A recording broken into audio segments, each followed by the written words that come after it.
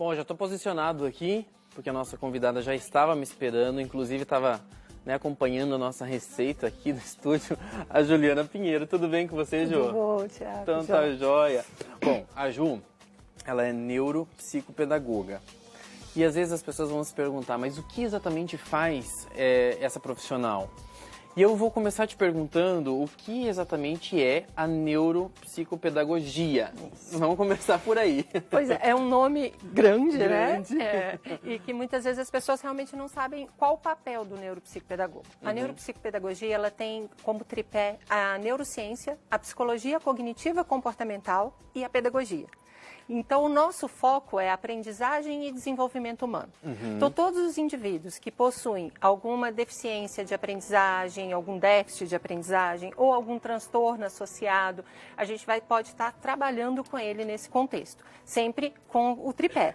A neurociência, que é o olhar biológico, porque nós somos seres, né? Bio, Sim. psico, emocional e social. Então, a gente vai sempre trabalhar em cima da avaliação desses três aspectos também. Isso, um único profissional tem que cuidar dessas três áreas. Isso. Na verdade, assim, a gente trabalha muito em equipe multidisciplinar, mas depende de cada caso. O papel do neuropsicopedagogo é fazer uma avaliação.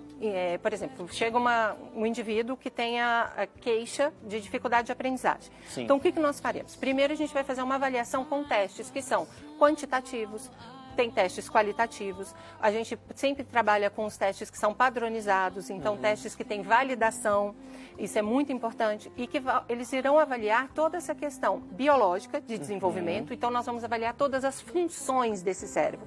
Por exemplo, a questão atencional, a questão da linguagem, o lógico-matemático, o comportamento motor. Então a gente vai avaliar todas as funções, como nessa dinâmica esse cérebro aprende. Então, por exemplo, as pessoas que, de uma forma prática, para as pessoas entenderem, se eu tenho algum problema de aprendizado, estou lá, não consigo me concentrar, não consigo ler corretamente, tenho um déficit de atenção ou dislexia, essa pessoa, ela precisa, para ela ter esse resultado oficial, ela precisa passar por um neuropsicopedagogo? Isso, a gente vai fazer essa avaliação e vamos fazer os encaminhamentos, porque o único profissional que é capaz de dar esse diagnóstico é o médico. Mas se houver alteração na função, a gente faz um relatório com todos os testes que foram aplicados, aonde estão essas dificuldades e aonde tem as potencialidades, porque a gente não trabalha só com dificuldade, a gente trabalha também no potencial, e esse relatório é encaminhado então para a equipe.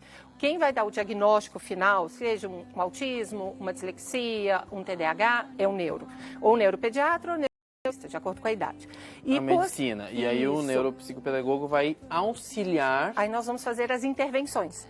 Então a gente vai fazer o que a gente chama de trabalho cognitivo, a gente vai trabalhar essas funções para ampliar a funcionalidade do indivíduo.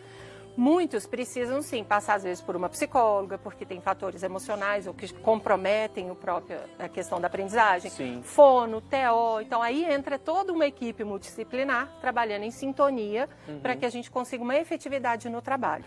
E eu acho interessante porque a palavra neuro, na frente do psicopedagoga, porque psicopedagoga é uma psicóloga que está trabalhando com também o aprendizado e tudo mais. Isso. A psicopedagogia, na verdade, ela surgiu com a junção da psicologia com a pedagogia. E o foco maior da psicopedagogia sempre foi a questão do indivíduo, do ser. Tanto que a base é mais da psicanálise. O psicopedagogo tem na sua formação mais a base da psicanálise.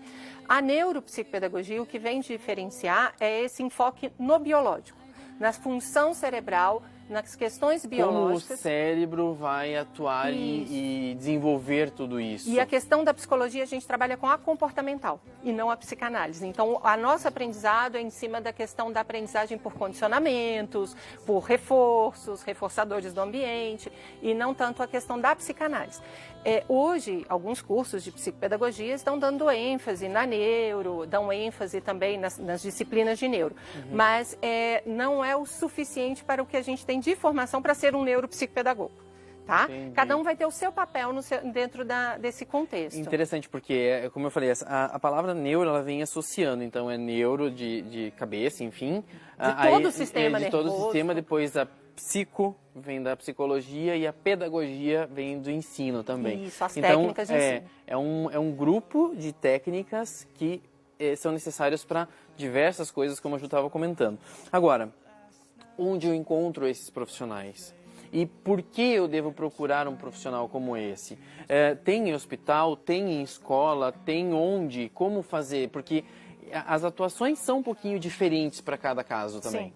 Sim. Hoje, em Cascavel, né, e aqui na região, nós já temos mais de, só de algumas instituições, mais de 6, 7 turmas. Então, nós já temos um número bom de neuropsicopedagogos. Sim.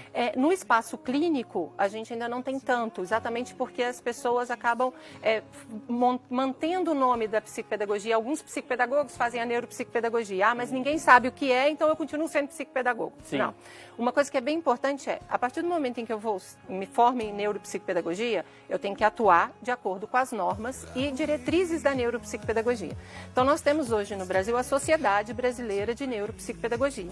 Já tem uma classe específica. Isso, porque lá a gente se associa a essa sociedade e ela que vai reger todas as normas. Tudo o que pode, como que deve ser a atuação, porque eu, por exemplo, eu tenho psicopedagogia, mas hoje eu atuo só como neuropsicopedagoga. Então, porque é uma atuação diferente, a avaliação é diferenciada, todo o processo ele acontece de acordo com essas normas que a sociedade coloca. E aí, o que eu te perguntei, existe a necessidade de, por exemplo, um profissional como esse em hospital?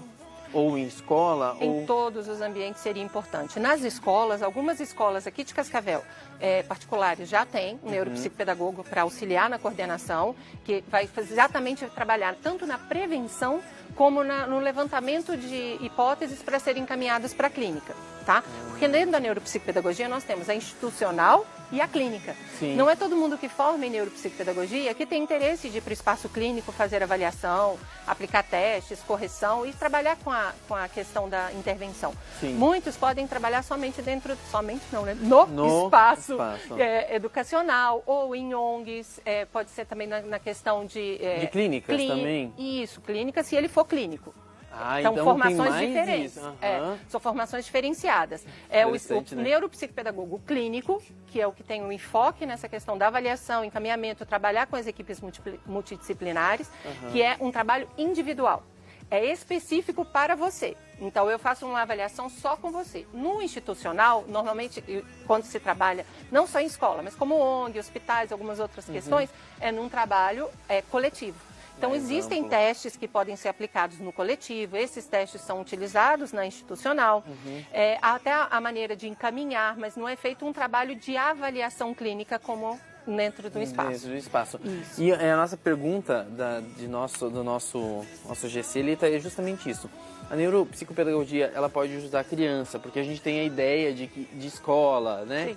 Mas os adultos também podem se utilizar dessas técnicas para desenvolver ou para melhorar o seu trabalho, o seu dia a dia também. Com certeza, mesmo porque determinados transtornos, né, os transtornos, eles não aparecem só na infância, eles permanecem conosco durante toda a nossa vida. Sim. E quanto mais estimulação eu tiver, orientação, conhecimento, mais funcional eu me torno. O que é isso? Eu consigo adequar a minha sociedade, o meu trabalho, os meus relacionamentos de acordo com a minha diferença ali naquele momento em relação, por exemplo, a atenção. Se eu sou um indivíduo que eu tenho déficit de atenção, então eu preciso me conhecer e saber atuar de maneira assertiva para que isso não interfira no meu trabalho, nas minhas relações pessoais. De maneira assertiva, mas aí ao mesmo tempo se conhecendo. Você tem que saber a sua capacidade até onde você vai e aí onde você precisa de auxílio para que o seu trabalho seja desenvolvido bem feito. E como a gente trabalha com a estimulação,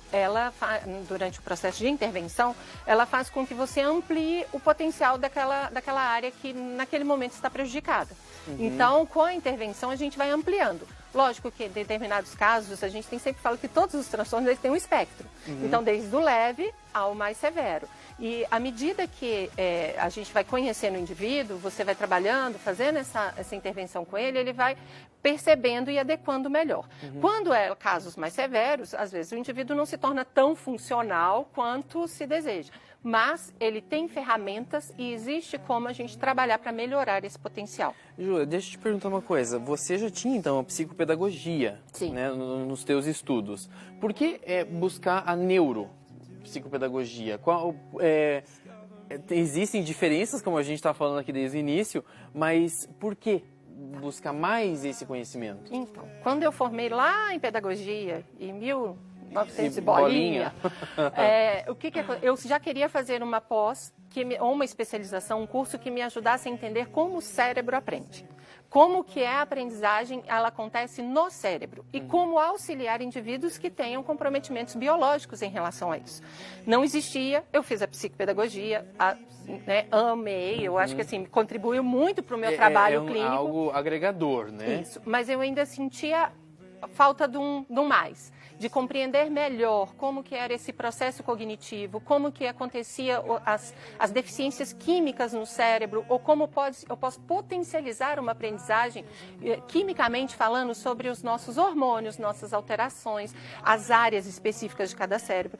Então, quando surgiu a neuropsicopedagogia, eu fiquei apaixonada, tanto pela formação, porque na formação do neuropsicopedagogo você tem a disciplina de farmaco, então você entende sobre as medicações, você não vai aprofundar, porque esse é o papel do médico. Sim, mas você conhece saber o que cada um vai poder ajudar. Se o médico receitou tal coisa, você pelo menos tem o conhecimento do que aquilo vai... Até entender a alteração que aquele remédio pode ocasionar em determinadas outras áreas do cérebro, então comprometer determinadas funções que a gente precisa estar adequando. Então a gente tem as disciplinas que nós temos no clínico, o estágio, então é obrigatório o estágio, você ir para o espaço clínico. Né? Eu, inclusive, dou aula na fase do estágio, e assim, o primeiro momento, principalmente quando a maioria da formação vem da educação, a gente tem muita insegurança de ir para o espaço clínico, de aplicar teste, de corrigir, de passar um relatório para a família. Porque você fica ainda se perguntando, será que realmente é aquilo ali e não? Mas como você falou no início, os testes são comprovatórios, eles têm um fundamento também. A gente sai da observação. Sabe como que é a avaliação? Ela não é no comportamento, ela é na função. Porque por sintomas, você pode ter várias coisas. Eu tenho problema de atenção, eu não consigo me concentrar, eu não consigo memorizar.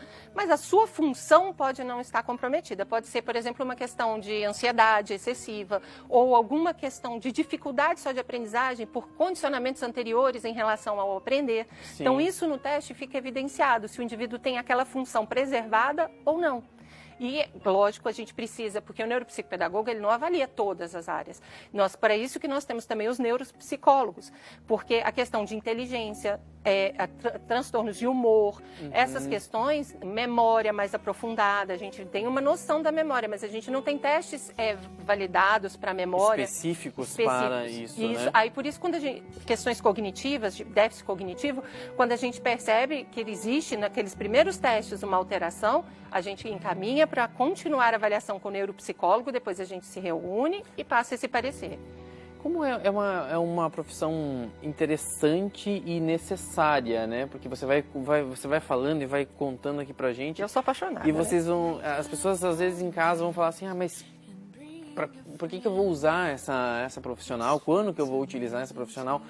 Depende muito. Se, por exemplo, você tem um filho que tem um déficit de atenção, você já tem que encaminhar para algum profissional que faça essa área também. No hospital, eu acho que tem muitos casos também de pessoas que estão se recuperando, reabilitando em algumas situações, também tem essa função. É bem amplo também, né? Bem amplo. Dentro de hospitais, o neuropsicólogo também atua muito nessa reabilitação cognitiva, tá? Mas pode ser em parceria, principalmente quando a gente está falando de questões de aprendizagem, de dificuldades do aprender, e o neuropsicopedagogo pode auxiliar bastante nas questões de auxílio ali dentro do hospital, nessas funções também. Muito bem. Posso só falar mais uma coisa? Quando você me perguntou das escolas, vale a gente lembrar que o município de Cascavel é um dos 5 municípios que a gente tem dentro do Brasil, que tem o neuropsicopedagogo na escola. Dentro da prefeitura. É um projeto que é o do neuropsicopedagogo na escola. Então, a gente tem um projeto onde os voluntários que se formaram em neuropsicopedagogia ou estão já na fase final de formação, eles vão até as escolas que são combinadas com a prefeitura, a Secretaria de Educação, é tudo organizado, e eles aplicam testes, que a gente chama de teste de triagem, esses testes coletivos de triagem. A partir do momento em que se percebe qual a dificuldade que aquela turma apresenta maior, vamos dizer que seja uma dificuldade de linguagem, atenção e motora. Aí o neuropsicopedagogo vai auxiliar a professora a criar atividades que possam estimular essas funções, mas quem aplica é o professor. Então a gente vai sempre colocar em parceria com os conteúdos que ela está ministrando, a forma dela, ela que vai trabalhar. A gente vai servir de orientação. Depois de 2 meses, no caso do projeto, que é um projeto científico, depois de 2 meses nós reaplicamos os testes para ver a melhora dos indivíduos. Esse projeto aqui de Cascavel, inclusive, já ganhou 2 prêmios no Aprender Criança em Ribeirão Preto, que é um dos maiores congressos que nós temos. 5 cidades no Brasil tem esse projeto acontecendo? Que legal, né? É muito interessante o projeto. Assim, a gente tem um pessoal que organiza, né? Nós temos um pessoal, inclusive, de São Fidélis que vem para organizar isso e a gente tem resultados muito significativos. Muito importantes, né? Certeza. Neuropsicopedagogia. A Ju Pinheiro está aqui mais uma vez. Obrigado por ter vindo aqui no programa. Adoro trazer assuntos interessantes para todo mundo em casa e você fala perfeitamente. Obrigado. Eu adoro estar aqui. Obrigado.